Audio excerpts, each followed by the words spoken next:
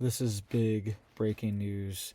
Factories are now halting production, and the supply chain is now shutting down due to China preventing chips being exported from their country. This is on top of export controls for rare earth critical minerals that went in place a few weeks ago. All right, we are also seeing nationwide ground stoppages for flights inside the United States as well too.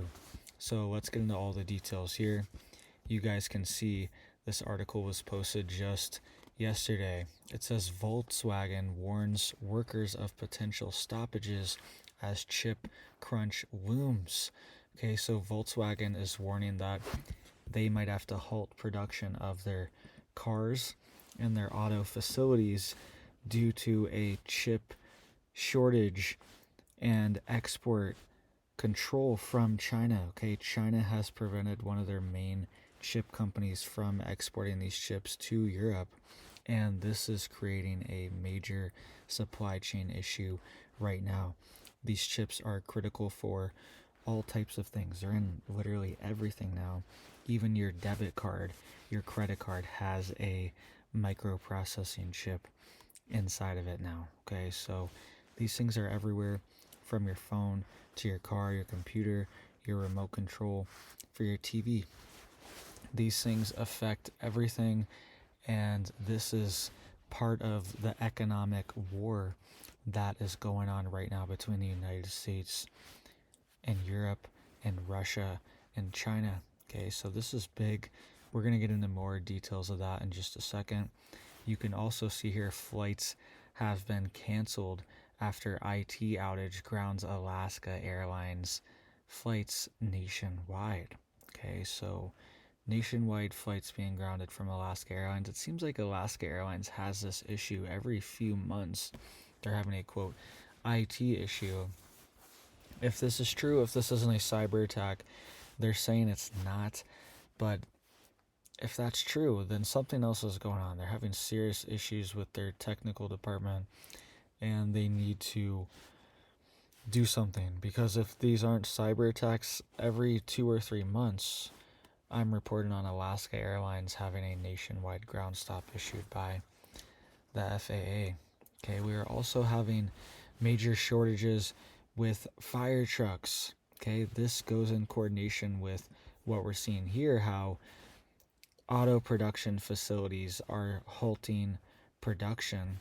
Well, we're also seeing the same issue with fire trucks right now. Okay, communities cannot order these because the prices of them have skyrocketed in the last few years due to supply chain issues, and there also is lower availability of these trucks. Okay, so a lot of the fire truck infrastructure inside the United States is deteriorating very quickly, and they can't even order these trucks. There's major backlogs, and the prices of them have doubled and tripled in some instances. Okay, we'll get into more details of all this, but I want to play a few clips of Trump issuing a warning earlier today too. He is warning that we could see, quote, land strikes inside of Venezuela, and he's also warning that China is working in coordination with Venezuela to supply them with the raw materials to produce things like fentanyl that is then moved into the United States. So let's listen to this really quick. Since it mostly comes from China and has caused such carnage in the U.S., what are you going to say to convey the seriousness? And also a second question for you or Secretary Hegseth. Is there any evidence that China is now smuggling fentanyl through Venezuela to bypass U.S. and Mexican port controls? They are doing that, yes. But they are paying right now a 20% tariff because of fentanyl. That's billions and billions of dollars that they're paying. All right, so Trump just confirmed that that is what's going on. Okay, they're using Venezuela as a hub. That's something that's been reported on, and I've covered on this channel for a few years now. We've known this, but we've never had a public acknowledgement from a U.S. official like this, especially the president, warning that this is actually going on. All right, let's get into more details of this. You can see here it says China blocks exports of Nexperia chips. European auto industry fears for production. Volkswagen considers state-backed reduced working hours scheme, Bild says, and also BMW and Mercedes also working to secure supply. All right, so this is big, and this could hit the United States as well too. We have a very similar supply chain as Europe, and these chips could be withheld if China puts these export blocks on the United States as well too, which they've already done with rare earth minerals. And this is the exact reason why Taiwan is so critical to the United States and the West in general, is because Taiwan is a major production hub for these chips. Don't ask me why it's not just in the United States, but Taiwan has been invested in heavily. It is where a lot of these chips are produced and exported, NVIDIA chips, things like that. And China wants to seize Taiwan to seize the chip production as well too, so they can shut this down. They know if they can shut down chip exports globally, then that's a major ace in the hole that they have for any type of military strategy that they want to implement. You can see here it says Volkswagen told workers on Wednesday it cannot rule out production stoppages due to supply chain issues, and a sign of how a dispute over Dutch chip maker Nexperia is threatening to disrupt Europe's auto sector. Auto industry bodies have sounded the alarm over the possible impact on production after the Dutch government seized control of the Chinese-owned Nexperia last month, citing intellectual property concerns, while China curbed exports of its finished products that are needed by European car makers. Okay, so the Dutch government seized Nexperia in production, or Nexperia production in Europe, but they still need these base materials and imports from China to finish the chips off and to place them in these different technologies and get them to these different sectors that need them. And China has blocked exports after the Dutch authorities seized this company. All right, so it says Volkswagen issued an internal letter to staff saying production had not been impacted by chip shortages.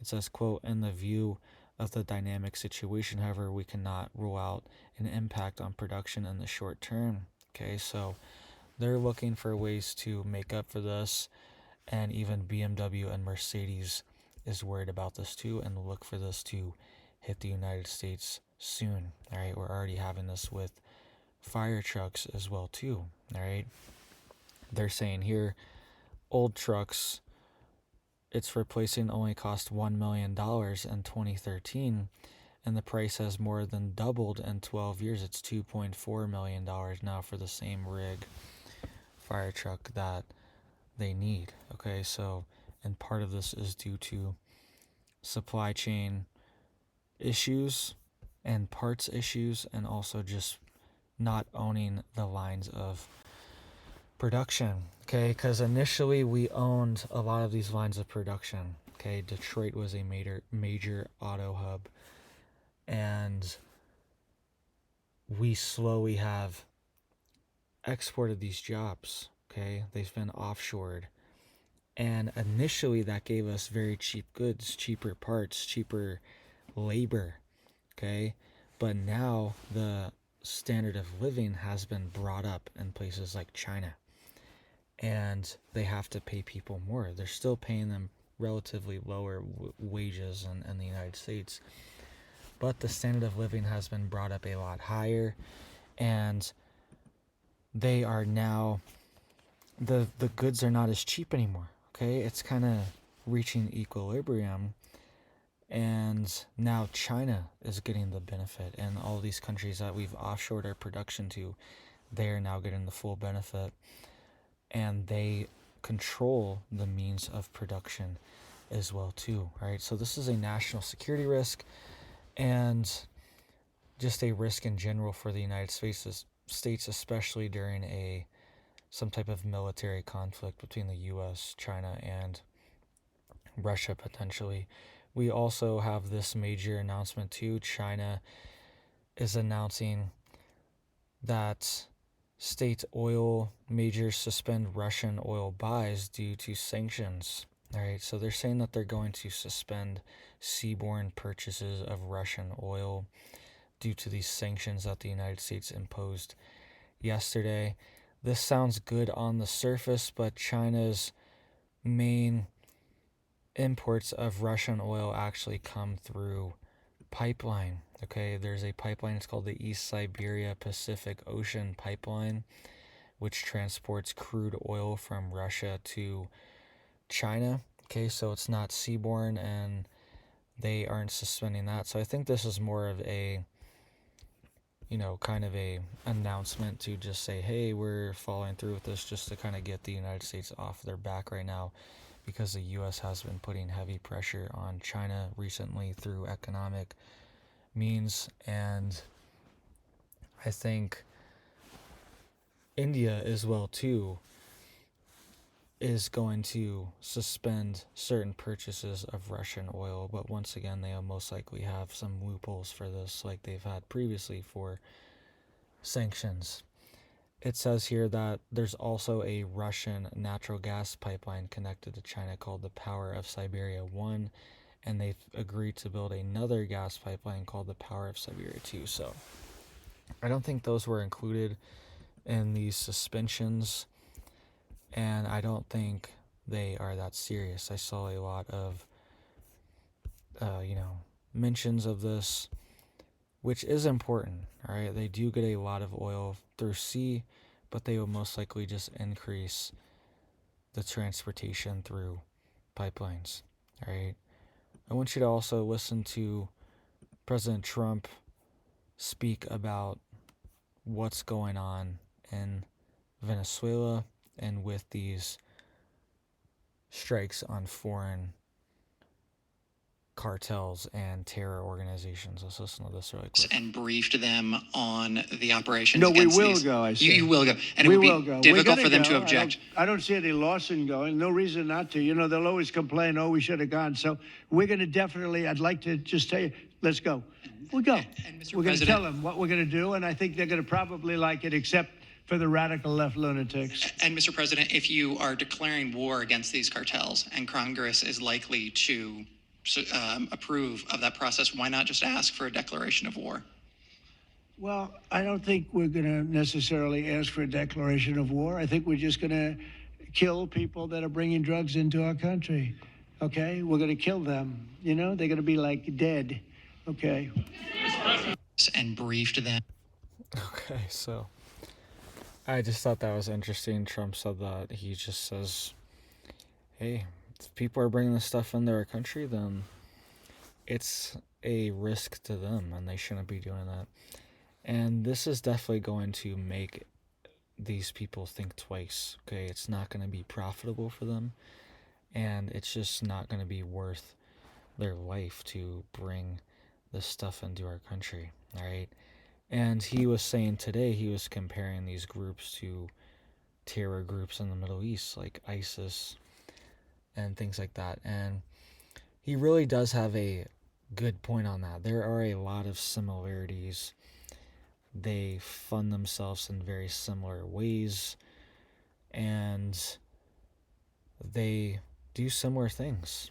Okay, these organizations are very political in nature as well too. The acts that they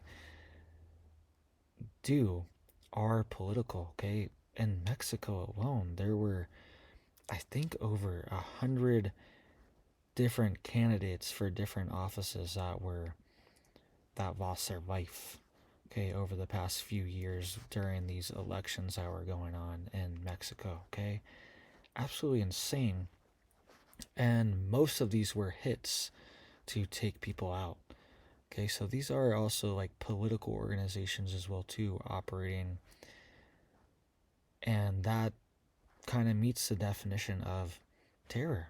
Okay, and they are very similar to, like, they are ideological in a sense.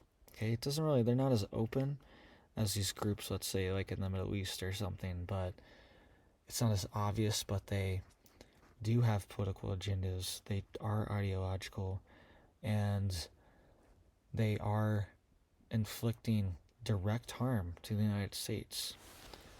So that's what Trump has to say. I think he's just over it. I think he's like sick of, people just questioning this, and I think he's just kind of saying, yeah, that's it.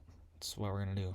So I just thought that was interesting. Let's listen to this really quick too. There's a shortfall I'll contribute it. And today he sent us a check for $130 million. Can you share who that is? I would love to tell you he doesn't really want the recognition, if you want to know the truth, but he gave us a check for $130 million. And that's going to go to the which was sort of a shortfall, yeah. And that's going to go to the military, yeah. And what's your message? Is that the correct number? $130 million. That's what I call a patriot. Okay, thank you very much, everybody. Thank you. All right, so you heard that there. He was saying that a, quote, anonymous billionaire, he knows who it is. I think most of us know who it is. It's most likely Elon. My bet's 95% it's Elon. I don't know who else has $130 million to donate. And who even would donate. Most likely Elon. That's my bet. And he donated $130 million to pay the troops. Very generous offer, very kind. The only downside is that there's over 1 million troops, and the money really wouldn't go that far. It's a ton of money. It's absolutely insane, but just our budget that our military spends alone just on salaries is billions and billions of dollars every single year. So it's, tens of billions of dollars every year. So this 130 million, it's realistically, it really won't even be able to fund that many people's checks, but it's going towards it. An extremely generous offer for sure, and just generous gesture towards the troops during the shutdown. All right, so I bet it's Elon. Who knows? It could be someone else, but who knows? So let me know what you guys think down below. Make sure you guys are staying safe, staying prepared, staying stocked up, all right? Because we could see more supply chain disruptions, especially for this coming holiday season, and especially for any type of electronics or devices, things like that you might need or that you want to get. We could see disruptions or shortages on certain things, especially items coming from China. All right, so thank you guys. Hope you have big blessings for your life and your family, and I hope you have a big old blessed day.